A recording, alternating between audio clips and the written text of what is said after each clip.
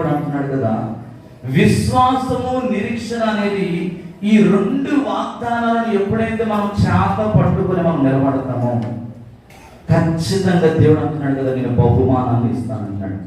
ప్రభు చెప్తున్నాడు, అపోస్తలుడైన పౌలు అంటున్నాడు, నిరీక్షణ లేని ఇతరుల వలె మీరు దుఃఖముఖము కలిగి ఉండదు అంటున్నాడు. ఎలా ఉంటుందంట? నిరీక్షణ లేని ఇతరుల వలె మనం ఉండకూడదు. తెర లోపల అనగా ప్రభువైన యేసుక్రీస్తు ఆయన 3.5 సంవత్సరాలు ఈ భూమి మీద తండ్రి చిత్తాన్ని నెరవేర్చి ఆయన ఎక్కడికి వెళ్ళాడండి? ఆయన ఎక్కడ ప్రవేశించాడు? ఇప్పుడు యేసు ప్రభు ఎక్కడున్నాడు? పరలోకంలో ఉన్నాడు. రేపు మనం అందరం ఈ భూమిని విడిచిపెట్టిన తర్వాత మనం అందరం ఎక్కడికి వెళ్ళబోతున్నాం?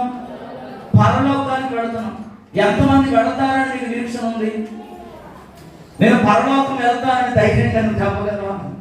సుగ్నా సిస్టర్ నవ్వుతుంది, ఏంటి మాస్టర్ గారు మీరు విచిత్రమైన క్వశ్చన్ వేసారు.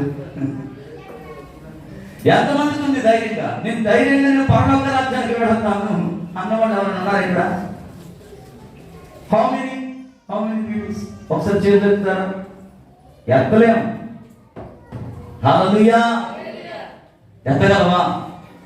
నేను ధైర్యంగా పరలోక రాజ్యానికి వెళతాను, నాకు ఆ నిరీక్షణ ఉంది, నాకు ఆ నిశ్చయత ఉంది అని అన్నవాళ్ళు ఈ భూ ప్రపంచం మీద ఎవ్వరు కూడా లేరు. ఎందుకు? తెలుసు వాళ్ళకి వాళ్ళు ఏం చేస్తారని.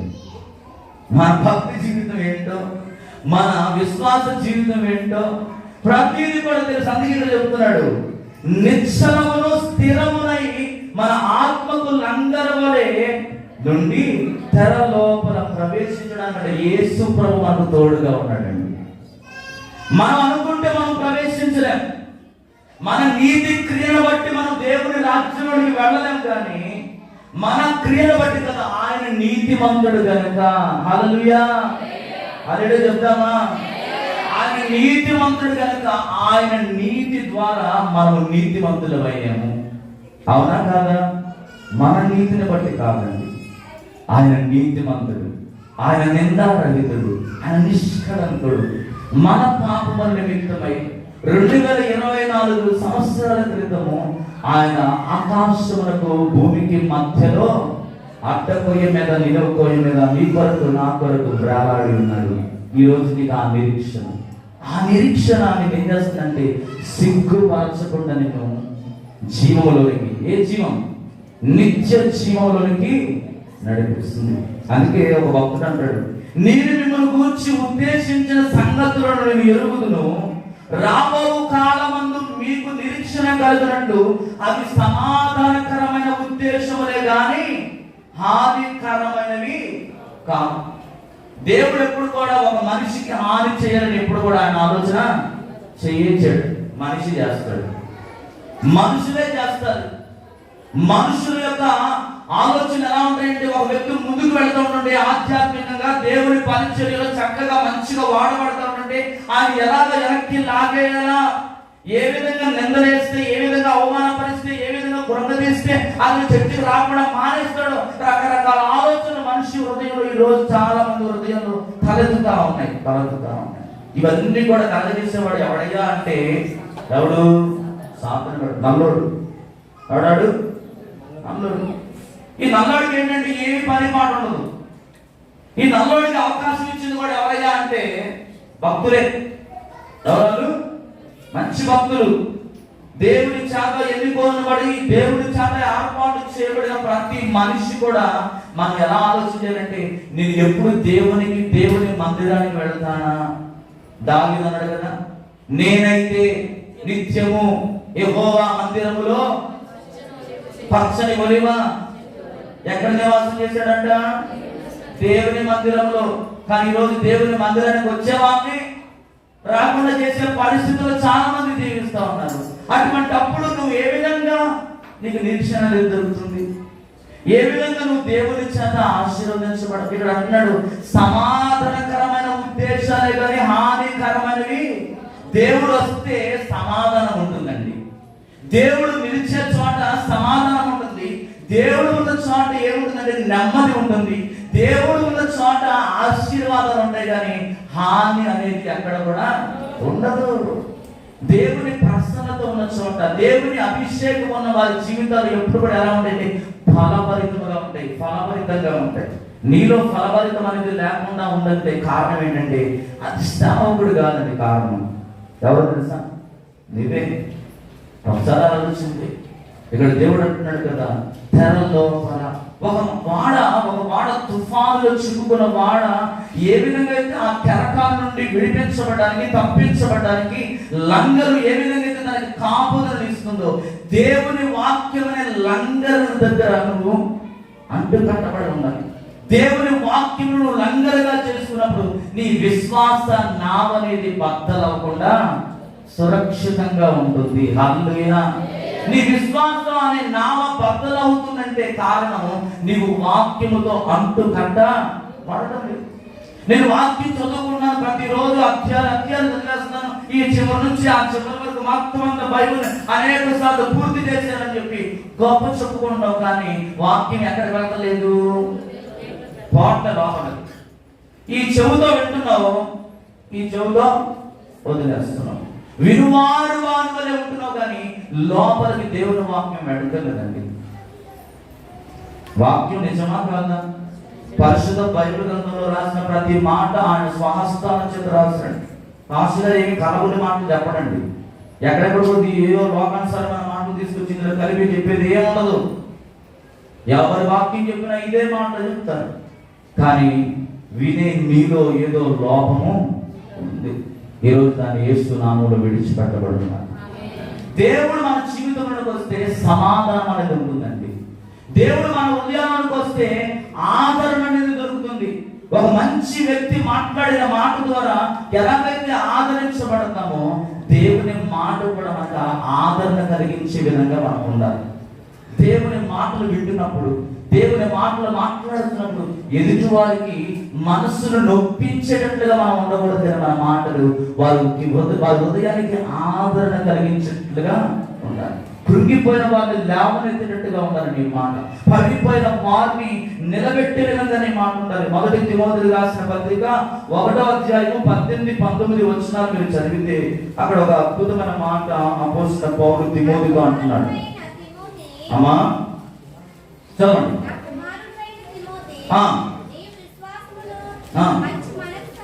మంచి మనస్సాక్షియు. ఏ మనస్సాక్షి కలిగి ఉండాలంటండి? మంచి మనస్సాక్షి కలిగిన వాడవై నిన్ను గూర్చి ముందుగా చెప్పబడిన ప్రవచనముల చొప్పున ఈ మంచి పోరాటము పోరాడవలనని వాటిని బట్టి ఈ ఆజ్ఞను నీకు అట్టి మనస్సాక్షిని కొందరు త్రోసివేసి అవిశ్వాస విషయమై వాడ బద్దలైపోయిన వారి వలె ఎలా ఉన్నారంటండి? వాడ బద్దలైపోయిన స్థితిలో ఉన్నారంట. ఏమి లేదు వాళ్ళకి? మంచి మనస్సాక్షి లేదు. మంచి మనస్సాక్షి ఎలా వస్తుంది? విశ్వాసము కలిగి ఉంటే మంచి మనస్సాక్షి అనేది వస్తుందంట. వాళ్ళ విశ్వాస లోపం వల్ల వాళ్ళలో ఏమొచ్చిందంటండి? చెడుతనం అనేది వచ్చింది. ఆ చెడుతనం బట్టి వారు వాడ ఏమైపోయిందంట? బద్దలైపోయిన స్థితిలో. విశ్వాసం అనే వాడ, కుటుంబం అనే వాడ ఏమైపోయింది? బద్దలైపోయిన స్థితిలో ఉందంట. కారణం విశ్వాసం. ప్రభు నేను ఎన్నుకున్నాడండి, నా కుమారుడైన తిమోతి అని అంటాడు దేవుడు. ఇక్కడున్న మనందరిని కూడా ఆయన కుమారులుగా, కుమార్తెలుగా మనల్ని ఎన్నుకున్నాడు. ఆయన ఇంకో చోట అంటాడు కదా, రాజులను యాజకులైన సమూహం అంట. మనం ఎవరు? రాజులు. రాజు ఎప్పుడు కూడా ఎలా ఉంటాడు? రొమ్ము విరిచి నిలబడతాడండి. రాజు ఎప్పుడు కూడా ధైర్యంగా ఉంటాడు. వస్తున్న సమస్యల విషయంలో ఎప్పుడు కూడా చలించుకోడు రాజు. ఎందుకో తెలుసా? మనము ఆరాధిస్తున్న దేవుడు రాజులకు రాజు. ఆయన సైన్యములకు అధిపతి అయిన దేవుడు, మహామహిమ కలిగిన దేవుడు. అటువంటి రాజును మనం ఆరాధిస్తున్నప్పుడు మనం ఎలా ఉండాలి? ధైర్యంగా ఉండాలి. గుండె నిబ్బరము చేసుకుని నిలబడాలి. వస్తున్న తుఫాన్ల విషయంలో మనం అలజడి చెందకుండా మంచి మనస్సాక్షి కలిగిన వారి హృదయాలు ఎలా ఉంటాయంటే వారు ఎప్పుడు కూడా చలించరండి. వాళ్ళు ఏది కూడా మనసులో పెట్టుకోరు, ఎప్పుడు కూడా ప్రశాంతంగా ఉంటారు. ఈరోజు దేవుడు అంటున్నాడు కదా, మంచి మనస్సాక్షి కలిగి నీవు ఉండాలి. మంచి మనస్సాక్షి కలిగి ఉన్నప్పుడే ఆ నిరీక్షణలోనికి నువ్వు ప్రవేశించగలవు. ఏదైతే నీ జీవితంలో జరగట్లేదు అనుకుంటున్నావో, ఏదైతే నీ జీవితంలో కోల్పోయావో నువ్వు అనుకుంటున్నావో, ఆ నిరీక్షణ దేవుడు అంట ఈ వాక్యం ద్వారా నీకు ఇస్తానంటున్నాడు. 2వ కొరింథీయులకు రాసిన పత్రిక 4వ అధ్యాయం 16వ వచనం ఒకసారి చదువుదాం. కొరింథీయులకు రాసిన 2వ పత్రిక 4వ అధ్యాయం 16 నుండి 18 వచనాలు మనం చదువుకోండి. కావున మేము అధైర్యపడము, మా బాహ్య పురుషుడు కృషించినను అంతర్య పురుషుడు దినదినము నూతన పరచబడుచున్నాడు. మేము దృశ్యమైన వాటిని చూడక అదృశ్యమైన వాటిని నిదానించి చూచుచున్నాము కనుక క్షణమాత్రముండు మా చులకన శ్రమ మా కొరకు అంతకంతకు ఎక్కువగా నిత్యమైన మహిమ భారమును కలుగజేయుచున్నది. ఎలాగనగా దృశ్యమైనవి అనిత్యములు, అదృశ్యమైనవి క్షణమాత్రముండు ఈ చులకన శ్రమ మా కొరకు ఎంత అంతకంతకు ఎక్కువగా నిత్యమైన మహిమ భారమును కలుగా. దృశ్యమైనవి అనిత్యములంట, అదృశ్యమైనవి. నీ కళ్ళ ముందు కనబడే దాన్నే నువ్వు చూస్తున్నావు, నీ కళ్ళ ముందు కనబడే దాన్ని చూసే నువ్వు నమ్ముతున్నావు. కళ్ళు ఏదైతే చూస్తుందో దాన్నే నమ్ముతారు. అలా అంట కదా, అసలు ఆ గురించి ఏంటో నీకు తెలియదు పూర్తిగా. ఆయన అంట కదా, ఆయన అక్కడ తిరుగుతున్నాడు అంట కదా, ఆయన ఆ సందులో తిరుగుతున్నాడు అంటగా, ఈ సందులో ఎవడో చెప్పిన మాటలు నువ్వు విని చేస్తున్నావు అంటే జడ్జిమెంట్ చేస్తారు మనసు. అక్కడ నిజమేందో అబద్ధమేందో కొండే ఉండదు. కానీ ఇది మాత్రం ఏంటంటే అవసరం లేని మాటలని 4 మసాలాలు వేసి, గరం మసాలా, ఆ మసాలా, ఈ మసాలా మొత్తం అన్ని కూడా తీసుకొచ్చేసి వేసేసేసి ఏం చేస్తాడంటే నిందలు వేసేస్తాను ప్రయత్నం చేస్తాడు. ఇక్కడ ప్రభు స్పష్టంగా వాక్యం చెప్తున్నాడు. మనలో ఉన్న బాహ్య పురుషుడు కృషించిన అంతర్య పురుషుడు దినదినం ఏం చేయాలంట? నూతన పరచబడాలి. శరీర సంబంధమైన విషయాలు వినడానికి నీ మనసు బాగా ఆతృతో ఎదురు చూస్తా ఉంది, కానీ అంతరంగంలో ఉన్న పరిశుద్ధాత్మ దేవుడు మాత్రం దినదినము వృద్ధి చెందడానికి ఏమాత్రం కూడా ప్రయత్నం చేయట్లేదు. నువ్వు చేసిన ఆలోచనలన్నీ కూడా ఏంటంటే శరీర సంబంధమైన ఆలోచనలు చేస్తున్నావు. ఎవరిని పాడు చేద్దామా, ఎవరి మీద నిందలేద్దామా, ఇటువంటి విధానంలో నువ్వు ఉంటే నువ్వు ఎప్పుడు కూడా ఫలించలేవని వాక్యం స్పష్టంగా చెప్తుంది. దృశ్యమైనవి అనిత్యములంట. నీ కళ్ళతో ఏదైతే చూస్తున్నావు అది అదృశ్యమైనవి, అవి లేవు, నీకు ఉత్తిదే. కానీ వేటిని చూడాలి తెలుసా? దృశ్యమైనవి చూడాలి, ఉన్నది చూడాలి, ఉన్నది ఉన్నట్టుగా మాట్లాడాలి. లేని దాన్ని కనిపించే మాటలు ఎప్పుడు కూడా విశ్వాసంగా మనం మాట్లాడకూడదు. ఇక్కడ వాక్యం చెప్తుంది, మన నిరీక్షణ అంట పరలోకంలోనైనా భూమి మీదైనా దేవుని వాక్యముల వాగ్దానాలను క్రమక్రమంగా మనం ఎప్పుడైతే ధ్యానిస్తామో దేవుని శక్తిని పొందుకుంటామంట. అప్పుడు జరిగే ఆశీర్వాదం ఏంటంటే మన బాధల వల్ల కృంగిపోయిన ఆనందాన్ని దేవుడు మరలా కలిగిస్తాడంట. హల్లెలూయా, ఆమేన్ చెప్దాం. ఏదైతే నీ జీవితంలో కృంగిపోతున్నావో, కృంగుదలకు దారి తీసే పరిస్థితులు ఏవైతే నీ జీవితంలో సంభవిస్తా ఉన్నాయో వాటన్నిటిని ఈరోజు దేవుని వాగ్దానం చేత నీవు ఆయన వాగ్దానాన్ని పట్టుకొని ఎప్పుడైతే ఆయన కొరకు నిలబడి ఆయన పని నమ్మకంగా చేస్తావో ఆయన అంటున్నాడు, నువ్వు బాధల వల్ల కృంగిపోయిన నీ ఆనందాన్ని తిరిగి మరలా చేస్తావు. రెట్టింపు ఆనందంతో దేవుడు ఇస్తాడు, రెట్టింపు ఆశీర్వాదంతో నేను ఆశీర్వదిస్తాడు. ఒకవేళ వ్యాపారంలో నష్టం సంభవించిందేమో బాధపడమాకు, పాటు దొరకట్లేదని బాధపడుతున్నామేమో, ఎలా నా కుటుంబం పోషింపబడుతుంది, నా భార్య బిడ్డలు నేను ఎలా పోషించుకోవాలి, ఏంటయ్యా నా పరిస్థితి అని కృంగిపోతున్నావేమో, ప్రభు ఈ రోజు నీతో మాట్లాడుతున్నాడు. అప్పుడే నువ్వు ధైర్యంగా నిలబడాలి. అధైర్యపడకూడదు. మీరు అధైర్యపడకము. మా బాహ్య పురుషుడు కృషించినను అంతర్య పురుషుడు దినదినము నూతన పరచబడాలి. మనలో ఉన్న పరిశుద్ధాత్మ దేవుని ఆత్మను ఎప్పుడు కూడా మనం చల్లార్చేవారిగా ఉండకూడదండి. ఎప్పుడు కూడా పరిశుద్ధాత్మ దేవుడు మండింపబడాలి. మండింపబడాలంటే నీ సహవాసం ఎవరితో ఉందో తెలుసా? దేవునితో ఉండాలి.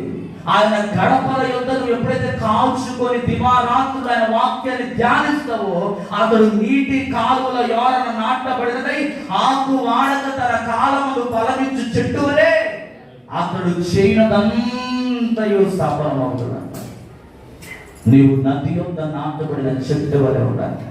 దేవుని వాక్యం అనే లంగరుతో నువ్వు వేయబడాలి. నీ వాడ పక్కన పోకుండా ఉండాలంటే నీ సహవాసం దేవునితో ఉండాలి. అప్పుడే మనం ముందుకు వెళ్ళగలము. ఆయన అంటున్నాడు కదా, మీరు పోరాడినది ఆకాశ మండలమున దురాత్మ సమూహములతో మీరు పోరాడుతున్నారు. మనకు ప్రతి దినము పోరాటమేనండి. ప్రతి దినము ఏదో ఒక పోరాటం చేత మనం పోరాడబడుచున్నాము. అయితే ఈ పోరాటంలో మనం గెలుపొందాలంటే ప్రార్థన చేయకుండా, వాక్యం చదవకుండా, దేవునితో సహవాసం చేయకుండా మనం ఒట్టిగా ఉంటే మనం ఏ మాత్రం కూడా సాధారణ మనం ఎదిరించలేము. ఎందుకంటే ఈరోజు ఎక్కడ చూసినా ఏర్పరచబడిన వారిని సాధనగా ఏం చేస్తున్నాడు? మోసం చేస్తున్నాడు. బాగా భక్తిగా ఉండే, భక్తి కలిగి జీవించే వారిని సాధనగా పట్టుకుంటాడండి. బాగా విశ్వాసములో స్థిరంగా ఉన్న వారి మీదే సాధనగాడు దాడి చేయడానికి ప్రయత్నం చేస్తాను. ఎవరైతే బాగా ప్రార్థన చేస్తారో, ఎవరైతే బాగా దేవుడిని స్తుతిస్తారో, ఎవరైతే దేవుడి కొరకు వాడబడాలని ప్రయత్నం చేస్తారో, అటువంటి వారిని రానివ్వకుండా, అటువంటి వారిని దేవుడి సదులో వాడబడకుండా, పరిచర్య చేయనివ్వకుండా సాధనగాడు ఎక్కువగా వారి మీద దాడి చేయడానికి ప్రయత్నం చేస్తాడు. నా ప్రియ సహోదరి సహోదరుడా, ఈరోజు దేవుడితో మాట్లాడు వాగ్దానాన్ని పట్టుకోవాలి. ఏం పట్టుకోవాలి? వాగ్దానం. ఎంతమందికి 2024 సంవత్సరం వాగ్దానం తీసుకున్నారు? తీసుకున్న వాగ్దానాలు ఎంతమంది దగ్గర ఉన్నాయి? నేను తీసుకున్న వాగ్దానం నా దగ్గర ఉంది అన్నవాళ్ళు చేయబెట్టాను. చాలా మంది దగ్గర లేదు. చూసారా? దేవుని వాగ్దానం, అది దేవుడు మీతో మాట్లాడిన మాట్లాడండి. ఆ మాట ఏం చేయాలంటే ప్రతిరోజు రిసీవ్ చేసుకోవాలి. యేసయ్యా, ఇదిగో ఈరోజు నా జీవితంలో ఈ 2024 సంవత్సరం నువ్వు నాకు ఇచ్చిన ఈ వాగ్దానపు నెరవేర్పు, నేను జీవించినప్పుడే, నేను భూమి మీద ఉన్నప్పుడే నేను దాన్ని స్వతంత్రించుకోవాలి ప్రభా అని ప్రతిరోజు ప్రార్థన చేయాలండి. ఈ భూమి మీద ఆస్తులు లేకపోయినా పర్వాలేదు కానీ, అంతస్తులు లేకపోయినా పర్వాలేదు కానీ, మంచి మంచి బంగళాలు లేకపోయినా పర్వాలేదు, కారు లేకపోయినా పర్వాలేదు కానీ, దేవుడు లేకపోతే, దేవుని సన్నిధి లేకపోతే అంత ఉంటుంది. జీరో. ఈరోజు దేవుడిని కలిగిన ప్రజలుగా మనం ఉండాలి. హెబ్రీయులకు రాసిన పత్రిక 11వ అధ్యాయం 13వ వచనం మీరు చదవండి ఒకసారి. హెబ్రీయులకు రాసిన పత్రిక 11వ అధ్యాయం 13వ వచనం. అమ్మా చదవండి. 13వ వచనం అండి.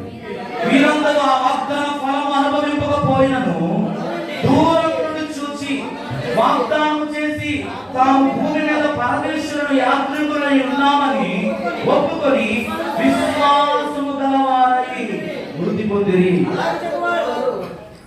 26వ వచనం. విశ్వాసమును బట్టి ఐగుప్తు ధనము కంటే క్రీస్తు విషయమైన నింద గొప్ప భాగ్యమును ఎంచుకొని అల్పకాల పాప భోగమును అనుభవించుట కంటే దేవుని ప్రజలతో మేలించి ఫరో యొక్క కుమారుడిని అనిపించుటకు ఒప్పుకొనలేదు. ఎరైనగా అతడు ప్రతిఫలముగా కనగబోవు బహుమానమును దృష్టి ఉంచాడు. ఎవరండి? మోషే. ఏ ధనమును పక్కన పెట్టేశాడు? ఐగుప్తు ధనాన్ని పక్కన పెట్టాడండి. క్రీస్తు విషయమైన నింద గొప్ప భాగ్యమని ఎంచుకొని అల్పకాల పాప భోగములను అనుభవించడం కంటే దేవుని ప్రజలతో శ్రమ అనుభవించట. ఇది ఈరోజు నీ నిరీక్షణ. ఏంటయ్యా నీ నిరీక్షణ అంటే ఏంటి? అల్పకాల భోగాలను పక్కన పెట్టి దేవుని ప్రజలతో శ్రమ అనుభవించడమే మేలని నువ్వు ఎంచుకోవాలంట. అప్పుడు అంటాడు ఇక్కడ, ఆ వాగ్దాన ఫలమును అనుభవిస్తావు. తాము భూమి మీద పరదేశులమును యాత్రికులమై ఉన్నామని ఒప్పుకొని విశ్వాసము గలవారి వారు వృద్ధి చెందారు.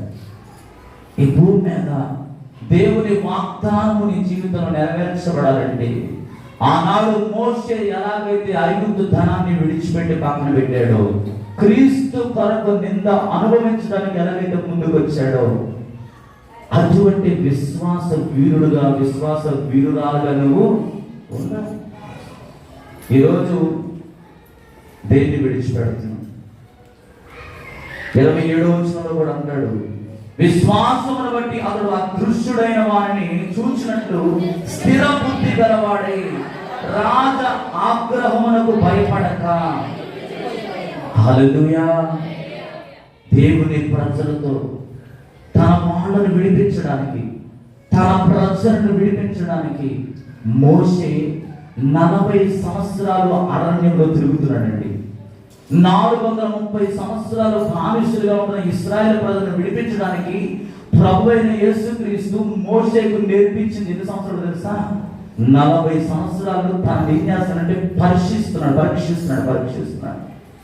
40 years, 40 సంవత్సరాలు మోషే దేవుని చేత పరీక్షింపబడి పుటములో వేయబడిన బంగారం కొలిమిలో ఏ విధంగా అయితే కాల్చబడి సువర్ణంగా మారుతుందో, మస్తంతా పోతుందో, అలాగా మోషేని దేవుడు ఏం చేస్తాడంటే అరణ్యంలోకి తీసుకుని 40 సంవత్సరాలు తను పరీక్షించి మరలా ఐగుప్తు దేశానికి తీసుకొచ్చి భయపడక దేవుని సన్నిధిలో ధైర్యంగా నిలబడడానికి దేవుడు కృప చూపించాడు. అది ఎవరిచ్చిన నిరీక్షణ? దేవుడు ఇచ్చాడు. అబ్రహాము ఆశీర్వదింపబడడానికి 50 సంవత్సరాలు కనిపెట్టాడండి. ఎన్ని సంవత్సరాలు తెలుసా? 50 సంవత్సరాలు అబ్రహాము దేవుని సన్నిధిలో కనిపెడతా ఉన్నాడు. 1 సంవత్సరం కాదు, 2 సంవత్సరాలు కాదు. మన జీవితంలో ఏదైనా సమస్య వస్తే మనం ప్రార్థన మహా అంటే 4 రోజులు చేస్తాం. 4 రోజులు బాగా ప్రార్థన చేస్తాం. 4 రోజుల తర్వాత కూడా సమాధానం రాకపోతే ఏం చేస్తాం? మానేస్తాం. విసుగు చేస్తుంది, నీరసం వచ్చేస్తుంది. కానీ అబ్రహాముకు నీరసం రాలేదండి. తన సంతానం వర్ధిల్లింపబడడానికి, భూమి మీద తను దీవించబడడానికి 50 సంవత్సరాలు దేవుని కొడుకు ఎదురు చూస్తున్నాడు. మోషే 40 సంవత్సరాలు దేవుని కొడుకు ఎదురు చూస్తూ ఉన్నాడు. బైబిల్ గ్రంథంలో అనేక మంది భక్తులు వాళ్ళు ఆశీర్వదింపబడడానికి వారి వెనకాల చాలా ప్రయాసం ఉందండి, చాలా ప్రార్థన ఉంది, చాలా దేవుడితో వారు పోరాడుతూ ఉన్నారు. మనం అనుకుంటాం యాకోబు గురించి, రాత్రంతా దేవుడితో పెనుగులాడి ఆశీర్వదింపబడ్డాడు అనుకుంటాం. అక్కడ వాడుక భాషలో అతడు ఆ రాత్రంతయు దేవుడితో పోరాడి గెలిచాడు అనుకుంటాం. కానీ చరిత్ర చాలా చెబుతా ఉందండి. చరిత్ర గ్రంథాలను మనం చదివితే యాకోబు ఆశీర్వదింపబడడానికి కొన్ని సంవత్సరాలు పట్టింది, కొన్ని సంవత్సరాల సమయం. ఈ ఉదయకాల సమయంలో మన జీవితాల్లో కనిపెట్టాలి దేవుని సన్నిధిలో. దేవుడు మనకు దీవించేంత వరకు, దేవుని కొరకు నువ్వు ఎప్పుడైతే శ్రమ అనుభవించడానికి ఇష్టపడతావో అప్పుడే నీ జీవితంలో ఆశీర్వాదం అనేది, వాగ్దానం అనేది నెరవేరేటువంటి వస్తుంది. స్థిర బుద్ధి కావాలి. స్థిరత్వం అనేది దేవుని సన్నిధిలో ఉండాలి. కాసేపు ఇటు గాలిస్తే అటు వెళ్ళిపోవడం, కాసేపు ఇటు గాలిస్తే ఇటు వెళ్ళిపోవడం, ఈ సంఘం నచ్చకపోతే ఇంకో మందిరానికి, ఆ మందిరం నచ్చకపోతే ఇంకో మందిరానికి. ఈరోజు అక్కడక్కడ మారిపోతున్నారు చాలా మంది. మనుషులను బట్టి కాదండి నీ విశ్వాసం ఉండాల్సింది, దేవుని పట్ల నీ విశ్వాసం ఉండాలి. దేవునే చూడాలి తప్ప నువ్వు మనుషుని ఎప్పుడు కూడా చూడకూడదు. మనుషులను బట్టి ఒక నీ విశ్వాసం మారుతున్నట్లయితే ఏదో ఉంది లోపల నీలో పొరపాటు. అదేంటో ఈరోజు తీసేసుకో. స్థిర బుద్ధి నాకు కావాలి. స్థిర బుద్ధి. చూడండి, 1 పేతురు రాసిన పత్రిక 1వ అధ్యాయం 6-7 వచనాలు చెప్పి ముందుకెళ్దాం. 1 పేతురు 1:6-7. ఇందువలన మీరు మిక్కిలి ఆనందిస్తున్నారు కానీ అవసరం బట్టి నానా విధమైన శోధన చేత ప్రస్తుతమైన కొంచెం కాలం మీకు దుఃఖము, నశించిపోవు సువర్ణము అగ్ని పరీక్ష వలన శుద్ధపరచబడుతుంది కదా, దానికంటే అమూల్యమైన మీ విశ్వాసము ఈ శోధన చేత పరీక్షకు నిలిచినదై యేసుక్రీస్తు ప్రత్యక్షమైనప్పుడు మీకు మెప్పును మహిమయు ఘనతయు కలుగుటకు కారణమగును.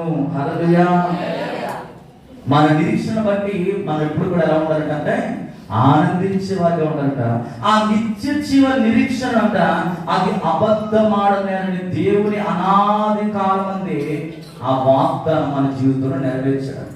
ఆయన అబద్ధమాడే దేవుడు కానీ కాదండి. ఇక్కడ వాక్యం కూడా అదే చెప్తుంది. ఇందువలన మీరు మిక్కిలి ఆనందిస్తున్నారు, కానీ అవసరమును బట్టి నానా విధమైన శోధనలు వస్తాయి. శోధన ఖచ్చితంగా వస్తాయి. అవి ఎలా వస్తాయో తెలియదు కొన్నిసార్లు. అయినా కూడా దేవుడు ఏమంటాడంటే, ప్రస్తుత కాలం మీకు దుఃఖము కలుగుతున్నది, నశించిపోవు సువర్ణము అగ్ని పరీక్షకు ఎలాగైతే అది శుద్ధపరచబడుతుందో అలాగే అమూల్యమైన మీ విశ్వాసము ఈ శోధన విషయమై పరీక్షకు ఏం చేయాలి? మనం తట్టుకొని నిలబడాలి. తట్టుకొని ఎప్పుడైతే మనం నిలబడతామో అప్పుడు అంటున్నాడు కదా, మన నిరీక్షణ నిజమవ్వడానికి చూడాలంటే పరిశుద్ధమైన మంచి ప్రవక్తను కలిగి ఉండాలంట. మంచి ప్రవక్తను ఎవరైతే కలిగి ఉంటారో, భక్తితో కూడిన క్రియలు ఎవరైతే చేస్తారో వారి జీవితంలో దేవుడు అన్నాడు. అప్పుడు ప్రభు చెప్పే మాట ఏంటంటే, నిరీక్షణకర్తయగు దేవుడు ఏం చేస్తాడంటే విస్తారమైన తన ఆశీర్వాదం పరిశుద్ధాత్మ శక్తిని మనకు అనుగ్రహించి విశ్వాసం ద్వారా మన సమస్త ఆనందముతో సమాధానంగా నింపే దేవుడు అంట. ఎప్పుడైతే ఈ పరీక్షను తట్టుకొని నిలబడతావో, ఈ లోక సంబంధమైన శ్రమలతో ఎప్పుడైతే దాన్ని జయించి నిలబడతావో, దేవుడు అంటున్నాడు కదా, సమస్తమైన ఆనందాన్ని నీకు నేను ఇస్తానంటాడు. సమస్తమైన ఆనందం. ఒక బంగారం ఏ విధంగా అయితే శుద్ధపరచబడతాదో, మనము కూడా శ్రమల చేత పరీక్షకు లోనైన వారమై చలించిపోకుండా నీరుసిలిపోకుండా దేవుని కొరకు మనం ఎప్పుడైతే నిలబడతామో, నువ్వు పోగొట్టుకున్న ఆ ఆనందం అంతా కూడా దేవుడు మరలా తిరిగిస్తాడు. అందుకే తీతు అంటున్నాడు, 1వ అధ్యాయం తీతు గ్రంథం 1వ అధ్యాయం 12వ వచనం చదువుదాం. 1-2 వచనం చదవండి. దేవుడు ఏర్పరచుకున్న వారి విశ్వాసం నిమిత్తము నిత్య జీవనం వచ్చిన నిరీక్షణ కూడిన భక్తి ఆధారము సత్య విషయమైన అనుభవ జ్ఞానం నిమిత్తము దేవుని దాసులను యేసుక్రీస్తు అపోస్తలుడైన పౌలు మనందరి విశ్వాసములు నా నిజమైన కుమారుడు తీతుకు శుభమని చెప్పి వ్రాయినది. ఆ నిత్య జీవము అబద్ధమాడనేరని దేవుని అనాది కాలమందే వాగ్దానం చేసిన గాని ఇప్పుడు మన రక్షకుడైన దేవుని ఆజ్ఞ ప్రకారం నాకు అప్పగింపబడిన సువార్త ప్రకటన వలన తన వాక్యమును యుక్త కాలమందు బయలుపరచను. తండ్రి అయిన దేవుని నుండి మన రక్షకుడైన యేసుక్రీస్తు నుండి కృపయు కనికరము సమాధానం నీకు కలుగును గాక. మన దేవుడు అబద్ధమాడే దేవుడు కాదండి. ఆయన నిత్య జీవములోనికి నడిపించే దేవుడు. అనాది కాలం అంటే ఏంటి? తల్లి గర్భములో పిండముగా రూపింపబడక ముందే ఆయనను ఇలా ఉండాలని, ఆయన నీ జీవితంలో ఉన్నతమైన స్థితిలో ఉండాలని, ఎక్కలేని ఎత్తైన కొండకు ఎక్కాలని నా ప్రభు అనాది కాలములోనే ఆయనను ప్రత్యేకపరుచున్నాడు. అక్కడికి వెళ్ళాలంటే ఈ రోజు కొన్ని సమస్యలను ఎదుర్కోవాలి. ఆ సమస్యలను ఎదుర్కోవాలంటే నీకేం కావాలంటే దేవుని వాగ్దానం కావాలి. ఆ వాగ్దానాన్ని నువ్వు ఏం చేయాలంటే గట్టిగా పట్టుకొని దేవుని సన్నిధిలో ఎప్పుడైతే నిలబడతావో ఆ వాగ్దానం నేను చేసిందంటే నేను దేవుని దగ్గరికి తీసుకెళ్తాను. అదే విషయము అపోస్తలుడైన పౌలు తీతుకు రాస్తాడు. తీతు, ఇదిగో నా కుమారుడా, నేను నిన్ను ఏర్పరచుకున్నాను. నిత్య జీవమును గురించిన నిరీక్షణతో కూడిన భక్తి జీవితాన్ని నీకు ఇవ్వడానికి నా ప్రభు నిన్ను ఇదిగో నా యొద్దకు నిన్ను పంపిస్తున్నాడు. నీకు శుభము. అధైర్యం చంద్రుడు కొన్నిసార్లు అధైర్యానికి లోనయ్యే సందర్భాలు నీ జీవితంలో ఏదైతే ఉన్నాయో ఆ విషయాల్లో ప్రభు దగ్గరికి రావడం నేర్చుకో. దేవుని దగ్గరకు వస్తే ఆయన ఖచ్చితంగా నీకు సహాయం చేస్తాడు. ఆయన వాగ్దానం చేసిన దేవుడు, నమ్మదగిన దేవుడు అండి. చాలాసార్లు మనుషులను మనం నమ్ముతున్నామేమో, లోకాన్ని వైపు చూస్తున్నామేమో, అందరి వాటి ఎందుకు మనసు పెడుతున్నామేమో. ఈరోజు దేవుని వాగ్దానం పట్టుకుంటే నీ జీవితంలో ప్రభావితున్నాడు కదా, నేను నిత్య జీవములను నడిపిస్తాను, పరలోకములను నడిపిస్తాను, నిత్య రాజ్యములను నడిపిస్తాను. అబ్రహాము రొమ్మున ఆనుకుని మరి ఆ యొక్క లాజరు ఏ విధంగా ధైర్యంగా విశ్రాంతి తీసుకుంటూ ఉన్నాడు, మనము కూడా ఈ లోక ధనాన్ని ఆశించకుండా మోసేలాగా దేవుని ప్రజల కొరకు తడు నిలబడతా ఉన్నాడు. ఐగుప్తు ధనాన్ని పక్కన పెట్టి క్రీస్తు కొరకైన నింద గొప్ప వాక్యమని ఎంచుకున్నట్లుగా ఈరోజు మనం కూడా ప్రభువా నీ పరిచర్య చేస్తానయ్యా, నీ కోసం నేను నిలబడతానయ్యా, నీ కొరకు నేను పాడతానయ్యా, నీ కొరకు నేను వాయిస్తానయ్యా, నీ కొరకు నేను పరిచర్య చేస్తాను ప్రభా, ఇది తప్ప నాకు వేరే పని లేదు ప్రభా. ఎంతమంది అయితే అనుకుంటారు వారందరి జీవితంలో ఈరోజు నా ప్రభు అంటున్నాడు, ఆగిపోయిన ప్రతి ద్వారము దేవుడు మీ కొరకు తెరవబోతున్నాడు అండి. ఆగిపోయిన ప్రతి ఆశీర్వాదము దేవుడు మీకు తిరిగి ఇవ్వబోతున్నాడు. మీరు పోగొట్టుకున్న ప్రతి సంతోషాన్ని దేవుడు మీకు తిరిగి ఇవ్వబోతున్నాడు. మీరు పోగొట్టుకున్న ప్రతి ఆ దుఃఖానికి తగిన ఆనందాన్ని దేవుడు తిరిగి ఇవ్వబోతున్నాడు. ఏ అనారోగ్యం అయితే మిమ్మల్ని వెంటాడుతుందో ఆరోగ్యంతో దేవుడు మీ శరీరాలను తాకబోతున్నాడు. ఎప్పుడో తెలుసా? వాక్యం అనే లంగరుతో నీవు పటిష్టముగా దేవుని వాక్యముతో నింపబడ్డప్పుడు, ఆయన మందిరములో నివాసం చేసినప్పుడు, పరిశుద్ధులతో సహవాసం చేసినప్పుడు, దేవునితో మాట్లాడినప్పుడు కలిగే ఆశీర్వాదాలు ఎలా ఉంటాయి. కనుక ఈ మధ్యాహ్న కాల సమయంలో ఒక్కసారి మనలో మనం జ్ఞాపకం చేసుకుందాం, తరలు వంచుదాం, ప్రభు సన్నిధిలో ప్రార్థన చేద్దాం. ప్రభా, నేను నిరీక్షణ లేని ఇతరుల వల్ల నేను ఉండకూడదు ప్రభా. ఇదిగో నాకు స్థిర బుద్ధి దయచే ప్రభా, స్థిర బుద్ధి నాలో దయచే ప్రభా. నాలో స్థిరత్వం లేదు ప్రభా, నిరీక్షణ బట్టి నేను సంతోషించలేకపోతున్నాను ప్రభా. ఇదిగో మీకున్న నిరీక్షణ బట్టి సంతోషించండి. ఆ నిరీక్షణ లంగరు నాటినట్టు, లంగరు నాటి ఇదిగో సమాధానకరమైన సంగతులను తెలియచేయడానికి ఆయన వచ్చాడండి. ఆయన వస్తే మనకు సమాధానం వస్తుంది. ఆయన సమాధానములకు కర్తైన దేవుడు. ఆయన హానికరమైన మాటలు మాట్లాడే దేవుడు కానే కాదు. ఆయన ఎప్పుడు కూడా సమాధానకరమైన మాటలే మాట్లాడే దేవుడు. ఈరోజు మోషే లాగా ఒక తీర్మానం చేసుకో. మోషే ఎలాగైతే 40 సంవత్సరాలు అరణ్యంలో శోధింపబడ్డాడో, 6 లక్షల కాల్బలాన్ని నడిపించడానికి 430 సంవత్సరాలు ఇశ్రాయేలు ప్రజలు ఆ అరణ్యంలో నడిపించడానికి మోషేకు దేవుడు పరీక్ష పెడుతున్నాడు. ఈ రోజు నీకు వస్తున్న ఈ సమస్యలన్నీ కూడా కారణం ఏంటంటే పరీక్ష. ఈ పరీక్షలో నువ్వు ఎలా తెలుసు? ఓపికతో నిలబడాలి. ఒక బంగారం కొలిమిలో వేయబడ్డప్పుడు ఏ విధంగా అయితే అది కాల్చబడుతుందో, నీవు కూడా నీలో ఉన్న భావోద్రేకాలు కాల్చబడాలి. నీలో ఉన్న భావోద్రేకాలు విడిచిపెట్టబడాలి. కోపం విడిచిపెట్టాలి, అసూయ విడిచిపెట్టాలి, అబద్ధాలు విడిచిపెట్టాలి, మోసం చేసే ఆలోచనలు విడిచిపెట్టాలి.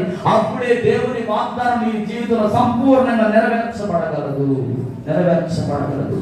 వాగ్దానం తీసుకుంటున్నాం కానీ ఎక్కడో పెట్టేసేవేమో, ఎక్కడో పాడేసేవేమో. అది చాలా కాగితం ముక్కలు, మనం చిన్న కాగితం ముక్కలో రాసిన అక్షరాలు మాత్రమే నువ్వు చూస్తున్నావేమో. కానీ చాలా శక్తివంతమైన మాట, దేవుని స్వహస్తాల చేత రాయబడిన మాట.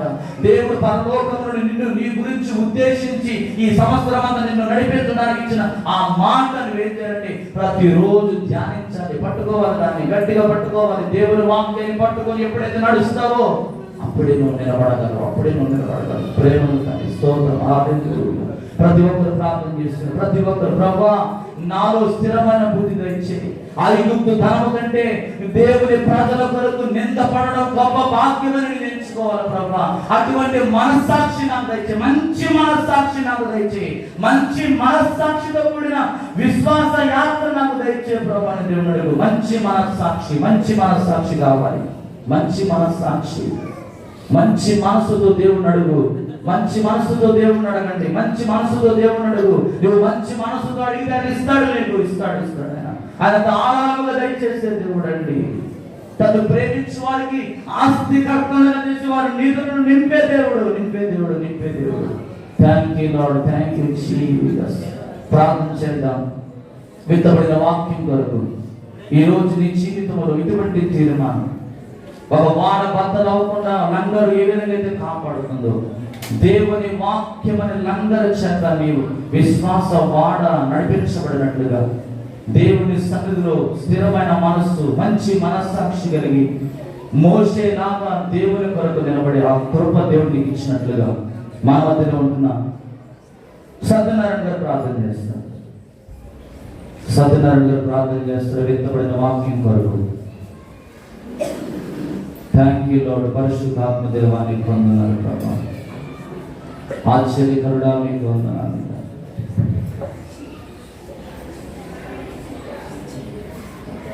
ఆలోచన స్తోత్రాలు తండ్రి, మహాపరిశుద్ధాలు తండ్రి, దేవుడైన దేవ స్తోత్రాలు స్థుతుల మీద ఆశీర్వాద స్తోత్రాలు తండ్రి. పరిశుద్ధాత్మ తండ్రి వందనాలు. పరిశుద్ధాత్మ దేవ స్తోత్రాలు తండ్రి. మా మధ్య సంచరిస్తున్న దేవా స్తోత్రాలు తండ్రి. పోయిన ఆదివారం దినం నుంచి ఈ ఆదివారం దినం వరకు మమ్మల్ని కాచి కాపాడి నడిపించిన గొప్ప దేవుడా స్తోత్రాలు తండ్రి. ఉదయకాల సమయం నుంచి ఇగో తండ్రి పాడిన పాటల్లో మీరున్నారని స్తోత్రాలు తండ్రి. పరిశుద్ధాత్మ దేవ ఇగో తండ్రి కీర్తన గ్రంథంలో మీరున్నారు తండ్రి. పరిశుద్ధాత్మ దేవ స్తోత్రాలు. మమ్మల్ని తాకిన గొప్ప దేవుడా స్తోత్రాలు తండ్రి. ఇగో తండ్రి దైవజనులు మరుగుపరిచి మాతో మాట్లాడినటువంటి మాటలు ఏమైతే ఉన్నాయో స్థిరమైన మనసు కలిగి తండ్రి ఈ విశ్వాస జీవితంలో తండ్రి మేము స్థిరంగా తండ్రి హల్లెలూయా ఇగో తండ్రి నీ రాజ్యం చేరే పర్యాప్తము తండ్రి స్థిరమైన మనసు కలిగి తండ్రి మేము నీ వాక్యానుసారంగా బ్రతికే కృపను మాకు దయచేయండి. ఆ స్తోత్రాలు తండ్రి.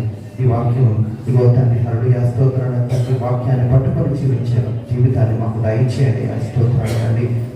మర్చిపోవడం కాదు కానీ తండ్రి హల్లెలూయా స్తోత్రాలు తండ్రి.